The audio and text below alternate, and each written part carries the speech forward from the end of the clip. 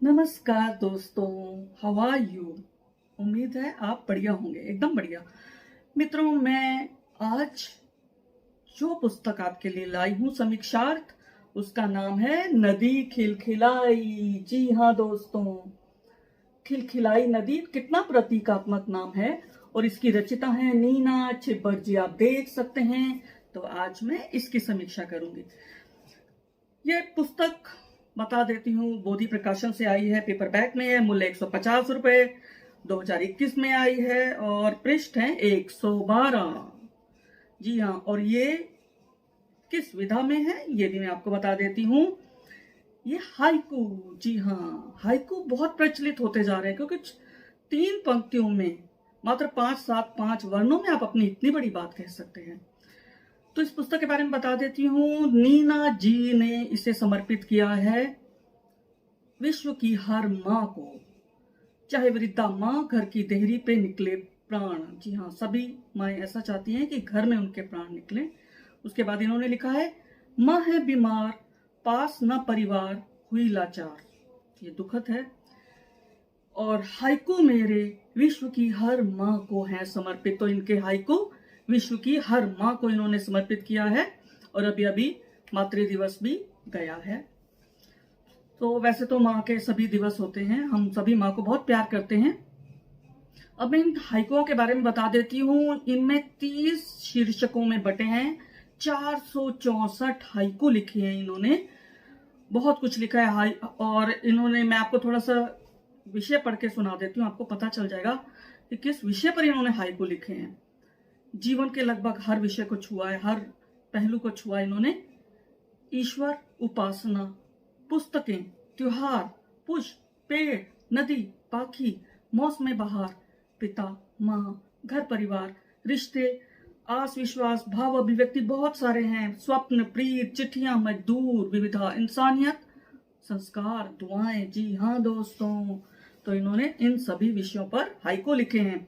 सबसे बड़ी बात मैं बता देती हूँ कि इस हाइकुओं के बारे में नीना जी ने खुद लिखा है कि बहुत सारी जानकारी दी है।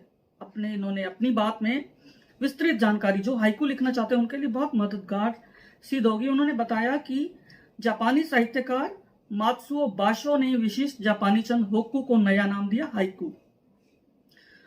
और सबसे पहला जापान का जो वृहद कविता संग्रह मान योशु है। और उसके बाद धीरे धीरे देखिए ताका से दोका आदि भी आते जा रहे हैं। और भारत में सर्वप्रथम हाइकू अमरूक, शतक और प्रश्नोपनिषद में उपलब्ध हैं। भारतीय साहित्य की उर्वरा भूमि को कविवर रविंद्रनाथ ठाकुर का यह जापानी तोहफा है।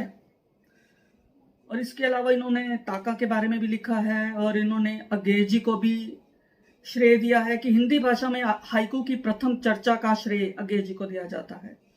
17 वर्णों में लिखी है। पहली पंक्ति में 5, दूसरी में 7 और तीसरी में फिर से 5 वर्ण। और इन्होंने हाइगा के बारे में, ताका के बारे में, हाई बुन के बारे में भी जानकारी दी है, बहुत अच्छी जानकारी दी है। और मैं बता देती हूँ, इसकी भूमिका लिखी है 2 लोगों ने, 2 साहित्यकारों ने, प्रसिद्ध हैं दोनों। कमल कपूर जी फरीदाबाद में रहती हैं, सुप्रसिद्ध साहित्यकार हैं हरियाणा की।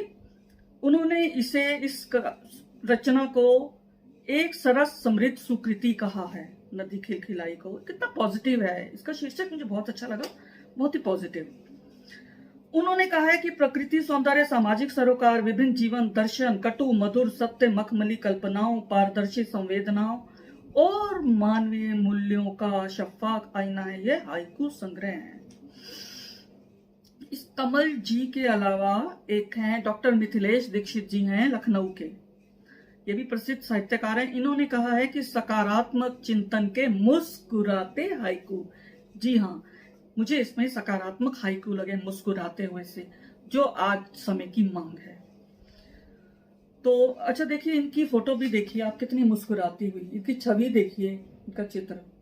तो दोस्तों, सुख और दुख दोनों आते हैं, लेकिन हर हाल में मुस्कुराना प्रत्येक मानव को सीखना होगा। तो मैंने इनके हाइकू पढ़े, मुझे इनमें लक्षणा शब्द शक्ति की छटा बहुत दिखाई दी।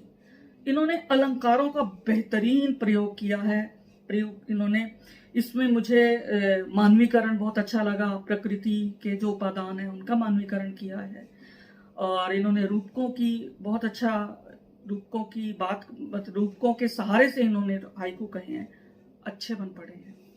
थोड़ा सा मैं बता देती हूँ इनके बारे में, नीना जी के बारे में। ये जोधपुर में रहती हैं और एमए हिंदी, अंग्रेजी, बीएड, पीएचडी इन्होंने किया हिंदी में, और इनके काव्य आ चुके हैं, शोध प्रबंध आ चुके हैं, अन्य लघु कथाएं भी कुछ आ चुकी हैं, लेकिन ये इनका प्रथम पुस्तक के रूप में प्रथम संग्रह है ये। और सेवानिवृत्त अंग्रेजी विख्याता है, ये लेक्चरर रही हैं जोधपुर में। वैसे इनका जन्म दिल्ली में हुआ। तो अब मैं आपको कुछ हाइकू के बारे में बता देती हूँ। मिथिलेश जी ने भी यही कहा कि इन्होंने वर्तमान समाज की विषम परिस्थितियों को मद्देनजर रखते हुए हाइकू लिखे। तो सर्वप्रथम मैं पढ़ती हूँ ईश्वर के बारे में इन्होंने लिखे, 2-4 हाइकू पढ़ देती हूँ। दृष्टि पावन जग जननी आई देने आशीष। ईश्वर को नतमस्तक होते हुए लिखा इन्होंने। माँ के बारे में भी लिखा, क्योंकि देखिए माँ ही ईश्वर है, ईश्वर ने अपने स्थान पर माँ को भेजा। एक और देखिए कि पिनाकधारी, पिनाक मतलब धनुष को कहते हैं, पिनाकधारी यानी शिव भगवान को लिखा है। पिनाकधारी कर विनाश द्वंद्व, फैले आनंद, फैले आनंद। एक लिखती हैं कि हे पूजनीय वंदनीय विनम्र, तोड़ दो बंधन। एक और देखिए, बालक तेरे करते निवेदन, शांत हो मन, शांत हो मन। बहुत जरूरत है आज। ऐसे ही इन्होंने उपासना के अंतर्गत भी काफी सारे हाइकू लिखे हैं, हर एक शीर्षक के अंतर्गत। और अब मैं पढ़ती हूँ नदी खिलखिलाई में, नदी के बारे में इन्होंने जो बहुत सुंदर सुंदर हाइकू लिखे हैं। मानवीकरण बहुत अच्छा इन्होंने प्रयोग किया है। अलंकारों की तो छटा देखिए देखते बनती है इनकी।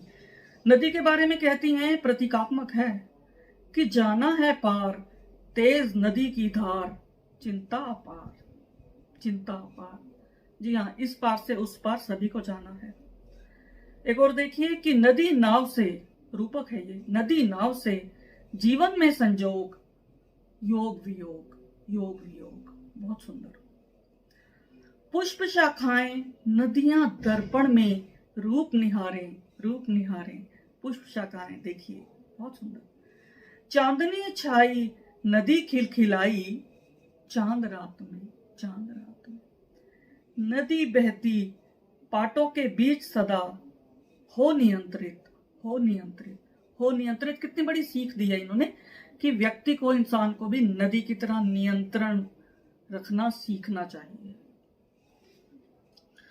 और अब मैं पढ़ती हूँ विविधा में। इन्होंने कुछ जो हाइकू, 30 के करीब हाइकू हैं इन्होंने विविधा शीर्षक के अंतर्गत दे दिए हैं। इसके अंदर मुझे बहुत अच्छा लगा, एक तो लगा कि रफ कॉपी सी होती गर जिंदगी, आहा बेबाक, आहा बेबाक। क्योंकि तब हम जिंदगी के कुछ अल्फाजों को अपनी इच्छा से मिटा सकते थे। मीठी मिश्री सी ये जीवन की संध्या, देती आनंद, देती आनंद। जीवन की संध्या ऐसी ही होनी चाहिए। एक ये कहती है कि जिद है मेरी, कलम तलवार रखूंगी पास, रखूंगी पास, रखूंगी पास। रूपक देखिए, कलम तलवार। एक मुझे और अच्छा लगा कि खड़ी वृद्धाएं, थोड़ा सा मुझे दुख भी हुआ इनके हाइकू ये पढ़कर। कहती हैं, सच्चाई है जीवन की, कहती हैं कि खड़ी वृद्धाएं ज्यों बनके बिजुका, निर्विकार सी। उपमा देखिए, वृद्धाओं को इन्होंने बिजुका की उपमा दी है। खड़ी वृद्धाएं ज्यों बनके बिजुका, निर्विकार सी, निर्विकार सी। मित्रों, ऐसा नहीं होना चाहिए। अपनों का प्यार, अपनों का प्यार इस उम्र में बहुत जरूरी है। दूसरा भी हाइकू इन्होंने लिखा है कि ये वृद्धजन पड़े रहते मौन, शोक में डूबे, शोक में डूबे। दोस्तों, इन्हें तो खुशियां चाहिए जीवन भर की, क्योंकि इन्होंने अपने समय में अपने परिवार के लिए खुशियां इकट्ठी की। और अब मैं 2 हाइकू आखिरी पढ़ देती हूँ कि हाथों में हाथ सारंग सा साजन, नाचे संसार, नाचे संसार। और आखिरी इस संग्रह का कि नन्ही कलम रचे महासाहित्य, मनोबल में, मनोबल से मनोबल से। जी हाँ मित्रों, नन्ही कलम बड़े बड़े महाकाव्य रचती है, साहित्य इतना बड़ा रच देती है, और कलम किसी भी तरह से तलवार से कम नहीं। तो कैसी लगी आपको समीक्षा, मुझे अवश्य बताएं। धन्यवाद दोस्तों। चैनल को लाइक कीजिए, सब्सक्राइब कीजिए, ताकि ज्यादा से ज्यादा मैं आपके समक्ष अच्छी रचनाएं प्रस्तुत कर सकूं। Thank you so much.